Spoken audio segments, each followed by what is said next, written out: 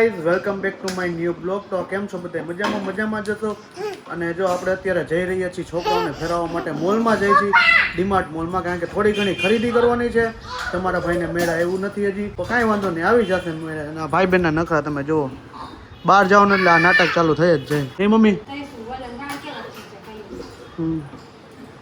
અને આપણે વ્લોગ અત્યારે 6:30 થી ચાલુ કર્યો છે, કારણ કે દરરોજ ઘર હોય ને એટલે બીજા પ્રોબ્લેમ થતા હતા. અને કાલે મમ્મી અને કોમલ વચ્ચે ડખોઈ થઈ ગયો હતો, એ તમે જોઈ જશે વ્લોગ. તો અત્યારે જો આપણે જાય છીએ મોલમાં ઘડીક છોકરાને ફેરવવા માટે. તો ચાલો કન્ટિન્યુ આપણે નીકળીને થોડી ઘણી ખરીદી કરવાની છે. તો ખરીદી કરીને પછી પાછા ઘરે આવી જતી, વસ્તુ લેવાની છે તો લઈ લઈએ. આપણે બહાર જવું ને જો બે ભાઈ બહેન ને નાટક એવા હોય ને વાત પૂછો, બે ભાઈ બહેન એવા, બાકી તો આમ બાંધતા હોય ક્યાંક જવાનું ને ત્યારે એના નાટક ઉજે. તો ઘરમાં હોય ને તો બે બાંધતા જોઈએ આખો દી. અત્યારે જો આવી રીતના નાટક કર્યા રાખતો દી. જો ઘોડા ગાડી બનાવી હે, ઘોડા ગાડી હે, હા વારી થતી. તું જ બિલાડી બહુ છો, મને ખબર હે તારી. જાઓ ઓર્ડર કરો, ઓર્ડર કે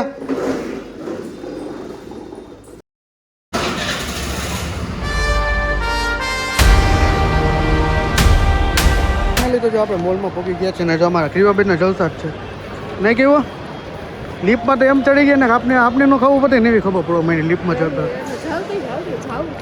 જલ્દી જ્યાં હોય ત્યાં જવું જ છે ને. આ ભાઈ નીંદર જ આવતી. જો તારે શેમાં બેસવાનું હે? ક્યાં ગઈ? ચડી જાય નહીં, તમે જોજો ખાલી. જો આપને અમને બીક લાગે પણ ગરીવાને બીક નથી લાગતી પડવાની હકીકતમાં. પછી ઉતરી જોજો હમણાં. કેવું બીક લાગે હે? નથી લાગતી? હાલો ઉતરી જાઓ, હાલો ઠેકડો મારજો, ઠેકડો મારજો. હાલો મારો ઠેકડો. હા તો જો ક્રીવાબેનને બેસાડી દીધી આપણે ગાડીમાં. જીત કરીને તો બેહારી ભરી ભરા ગયા.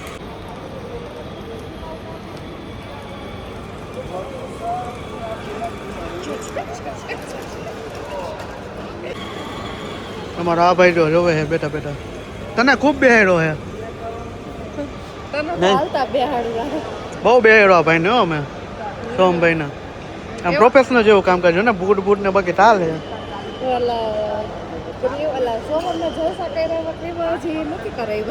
હજી નથી કર્યા, કારણ કે સોમભાઈને અમે બહુ જોશા કરાવ્યા ભાઈ, કોરોનામાં એટલા જોશા કરાવ્યા.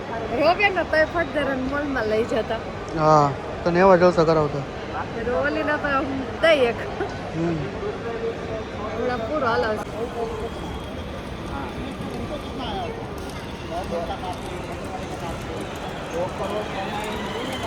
તો ક્રીવાબેનને જો આપણે ગાડીમાં બેસાડીને લેવા તો જો બેન ચાલુ થઈ ગયા લેવામાં. શું લેવું છે તારે? હે સોમ તારે? હે ઓરિયો હોય એટલે હાલે. સોમભાઈ સંતોષ થઈ ગયો. જો આપણે મોલમાંથી આવી ગયા ને વાગતા આવતા 8:15 થઈ ગયા છે. અને જો આપણે કેટલી વસ્તુ લીધી ને બતાવું તમને. કેવા બતાવ તો. જો આપણે એક વેફર લીધી છે, પોપકોર્ન લીધું છે, પછી આ બીજી વેફર લીધી છે, પછી આ ખાખરા લીધા છે, પછી આ મમ્સ મેજિક લીધા છે. એટલે આટલી બધી આપણે ખરીદી કરી નાખી છે. અને આપણે આ પાવડર લીધો છે. તો પાવડરમાં શું આવવું આવે કે તમે એમ કહો છો કે આ પાવડર ફરજિયાત આ જ વપરાય? થોડુંક વોલ્યુમ વધારે રાખો. હે શું કહેવાય આને? સાબુ.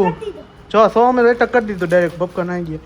તો આપણે આવ્યા ને તો મમ્મી જમવાનું બનાવી રાખ્યું છે કમ્પ્લીટ. મમ્મી ઓછું જમવાનું બનાવજો. અરે વાહ, હા મમ્મીએ ભજીયા બનાવ્યો. હે જો તો ખરા આમ તમે. ઓહો શું છે આ બધું? શું યાર ડુંગળીના ભજીયા બનાવ્યા. બરોબર છે.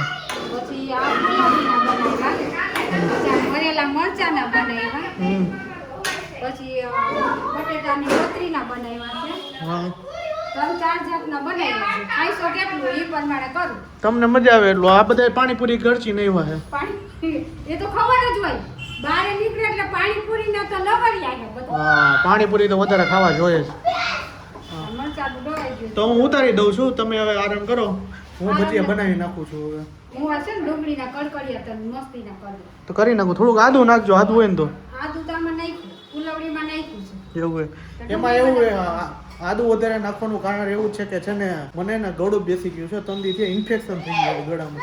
કે નથી જે તમે કાલનો બ્લોગ જોવો ને એમાં આવ્યું જ હશે પરમથી બ્લોગનું ઉતારવાનું કારણ હા ભાઈ હા બિસ્કિટ એનું કારણ એ હતું કે વ્લોગ નહોતો બનાવ્યો ગળો બેસી ગયો હતો અને કોમલને ટાઈમ નહોતો અને મારું ગળું રહ્યું ને એમાં ઇન્ફેક્શન થઈ ગયું છે એટલા માટે આપણે વ્લોગ નહોતો બનાવ્યો તો સારું હાલો ભજીયા ખાઈ લઈએ પીવાનું મસ્તીનું રહી થઈ ગયું ને મમ્મી જો લાડવા વાળા વહી ગયા હતા મમ્મી આવી ગયા લાડવા વાળીને તમે બધા એમ વિચારતા હશો ને કે લાડવા કેમ કરે તો અમારી સામેની જે શેરી છે ને ત્યાં હે ને લાડવા દરરોજના 151 કિલો ગોળ અને ભેળિયું હોય ને એના ભેળકું એ લાડવા ગાયોને ખવડાવવા સવારના જે અત્યારે બનાવે ને સવારે ખવડાવવા જાય છે અને ગાયો માટે એ લોકો બહુ સેવા કરે છે એટલે આમાં સેવા ભાવી બહુ હોય જાજા માણસો હોય છે સેવા ભાવી એટલે દાન પુણ્ય ઘણા માણસો આપે છે આપી જાય છે ગોળ આપે કોક તેલ આપે કોક ભેળકું આપે એ બધી વસ્તુ આપીને ભેગું કરીને દરરોજ માટે 151 કિલો 200 કિલો એટલા લાડવા દરરોજ ગાયોને ખવડાવવા જઈએ તો આ ગૌરવની વાત